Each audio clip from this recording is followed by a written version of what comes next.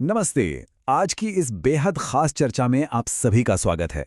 तो चलिए बिना देर किए सीधे आज के विषय पर आते हैं। आज हम 2011 की जनगणना के उस खजाने में गोता लगाने वाले हैं जो भारत की आबादी के विशाल पैमाने और उसकी कमाल की डाइवर्सिटी को समझने में हमारी मदद करेगा। ये सिर्फ कुछ बोरिंग नंबर नहीं है, बल्कि ये समझने की चाबी है कि असल में हम हैं कौन। आगे बढ़ने से पहले जरा एक बात सोचिए। किसी भी देश को असल में बनाता कौन है? क्या सिर्फ उसकी जमीन या सीमाएं? बिल्कुल नहीं। एक राष्ट्र की असली पहचान उसके लोगों से होती है, उनकी निरंतर बदलती और विकसित होती पहचान से। लोग क्या काम करते हैं, उनकी उम्र क्या है, उनका जेंडर क्या है और उनकी संस्कृतियां क्या हैं, यही सब मिलकर असल में किसी देश का निर्माण करते हैं। तो आज का हमारा रास्ता कुछ ऐसा रहेगा। हम मैक्रो यानी बड़े पिक्चर से शुरू करके माइक्रो स्तर तक जाएंगे।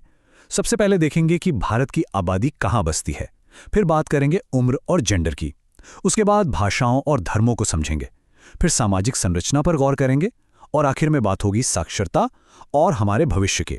चलिए शुरू करते हैं। सबसे पहले बात करते हैं उस चीज की जो शायद हमारी सबसे बड़ी पहचान है। भारत आखिर बसता कहाँ है, गांव में या शहरों में? ये कॉन्ट्रास्ट अपने आप में कितनी बड़ी कहानी कहता है। एक तरफ हमारे पास देश की 69% आबादी है जो 6,40,000 से ज्यादा गांवों में रहती है।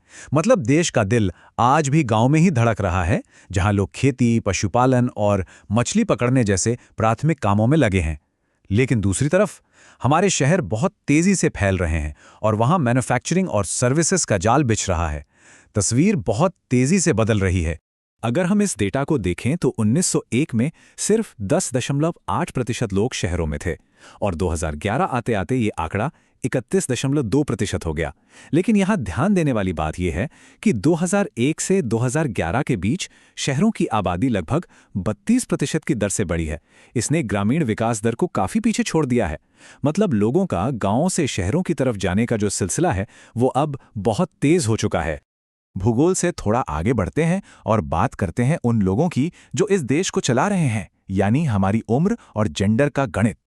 943 ये सिर्फ एक नंबर नहीं है, बल्कि एक कड़वी सच्चाई है। 2011 की जनगणना के हिसाब से हमारे यहाँ प्रति 1000 पुरुषों पर सिर्फ 943 महिलाएं हैं। ऐतिहासिक रूप से इस आंकड़े में लगातार गिरावट ही देखी गई है। और ऐसा क्यों है?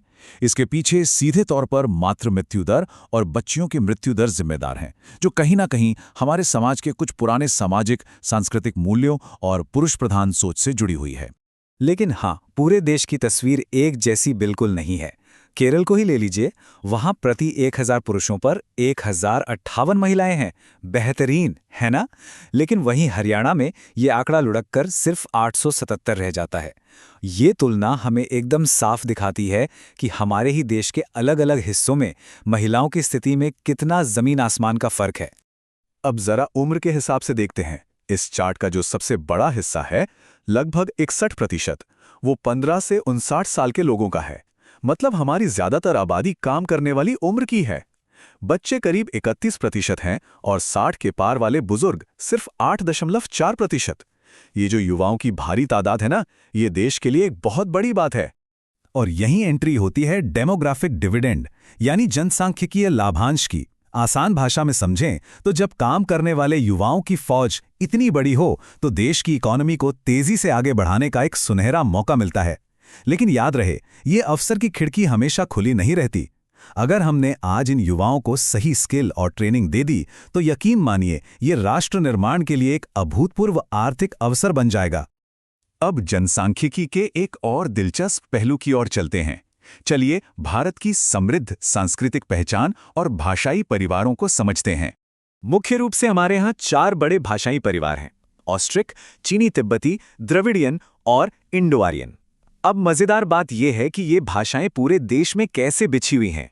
ऑस्ट्रिक भाषाएं मध्य भारत और मेघालय के आदिवासी बेल्ट में मिलेंगी। चीनी तिब्बती आपको नॉर्थ ईस्ट और हिमालयी क्षेत्रों में सुनाई देंगी। दक्षिण की तरफ जाएं तो द्रविडियन भाषाएं हैं और उत्तर व मध्य भारत के विशाल मैदानों में इंडो आर्यन भाषाओं का दबदबा है। भाषा के बाद धर्म इस ताने बाने का दूसरा सबसे अहम हिस्सा है। भारत में मुख्य रूप से 7 बड़े धार्मिक समुदाय एक साथ रहते हैं: हिंदू, इस्लाम, ईसाई, जैन, बौद्ध, सिख और पारसी धर्म। यही वो डाइवर्सिटी है जो हमारे समाज की सबसे बड़ी खासियत है और इसे एक अनोखा आकार देती है। चलिए अब बात करते हैं हमारी सामाजिक संरचना के एक बहुत ही अहम हिस्से की, अनुसूचित जातियों और जनजातियों की। अगर हम इन दोनों समूहों को मिला दें तो ये देश की कुल आबादी का करीब 1/4 हिस्सा बनाते हैं। अलग अलग देखें तो अनुसूचित जातियां यानी एससी आबादी का 16% है और अनुसूचित जनजातियां यानी एसटी 8.2% हैं। लेकिन एक बात ध्यान देने वाली है, ये पूरे देश में हर जगह एक बराबर नहीं बटे हैं। उदाहरण के लिए जरा पंजाब की स्थिति को देखिए। वहां कुल आबादी में एससी समुदाय का अनुपात सबसे ज्यादा है, करीब 28.85%। वहीं अगर हम आदिवासी समुदायों यानी एसटी की बात करें तो वो मुख्य रूप से जंगली और पहाड़ी इलाकों में मुख्य धारा से अलग थलग रहते हैं। उनका अपना एक अलग ही रहन सहन है, उनकी अपनी प्राचीन मान्यताएं हैं, यहाँ तक कि कई समूहों के पास तो अपनी भाषा की कोई लिखित लिपि तक नहीं है। और अब आते हैं हमारी आज की चर्चा के आखिरी लेकिन शायद सबसे जरूरी पहलू पर, साक्षरता, क्योंकि यही तय करता है कि एक देश का भविष्य कितना मजबूत होगा। जरा इस ऐतिहासिक टाइमलाइन पर नजर डालिए, ये सच में आंखें खोलने वाली है। 1911 में हमारी साक्षरता दर 6% से भी कम थी। सोचिए, आज़ादी के आसपास 1951 में हम 16.7% पर पहुंचे, लेकिन 2011 के आंकड़ों पर गौर करें तो ये आंकड़ा उछलकर 74% की पार चला गया है। ये सिर्फ कुछ नंबर्स नहीं हैं, ये दशकों की मेहनत और लोगों के सशक्त होने की कहानी है। लेकिन पिक्चर अभी पूरी तरह से परफेक्ट नहीं हुई है। आज भी पुरुषों की साक्षरता दर 82% से ज्यादा है, जबकि महिलाओं का साक्षरता दर 65.40% पर अटकी है। शिक्षा में ये जो जेंडर गैप है, ये आज भी एक चुनौती है। फिर भी हमें इस बात को सेलिब्रेट जरूर करना चाहिए कि 1911 में जहां सिर्फ 1.1% महिलाएं पढ़ी लिखी थी, वो आंकड़ा आज 65% पार कर चुका है। सरकार की सबके लिए शिक्षा वाली जो नीतियां रही हैं, ये भारी उछाल उसी का सीधा असर है। और लिंगानुपात की तरह ही साक्षरता में भी राज्यों के बीच बहुत बड़ा अंतर है। एक तरफ केरल है जो 94% की शानदार साक्षरता दर के साथ एकदम टॉप पर है, और दूसरी तरफ बिहार है जो लगभग 61.80% के साथ अभी पीछे है। यह हमें याद दिलाता है कि देश में विकास की गाड़ी हर राज्य में एक ही स्पीड से नहीं चल रही है। तो इन सब बातों को जानने के बाद एक बहुत ही गहरे सवाल पर सोचना जरूरी हो जाता है। हमारी आबादी की पूरी रूपरेखा लगातार बदल रही है। हम गांवों से निकलकर शहरों में बस रहे हैं। हमारे पास एक बहुत बड़ी युवा आबादी है जो आने वाले कल में उम्र दराज भी होगी, और हम पहले के मुकाबले कहीं ज्यादा साक्षर हो रहे हैं। ये सारे जटिल बदलाव हमारे देश का भविष्य कैसे तय करेंगे? ये एक ऐसा सवाल है जिस पर हम सबको सोचना चाहिए। आज के इस विश्लेषण में बस इतना ही। मुझे उम्मीद है कि इस चर्चा से आपको इस विषय को और गहराई से समझने की प्रेरणा मिली होगी।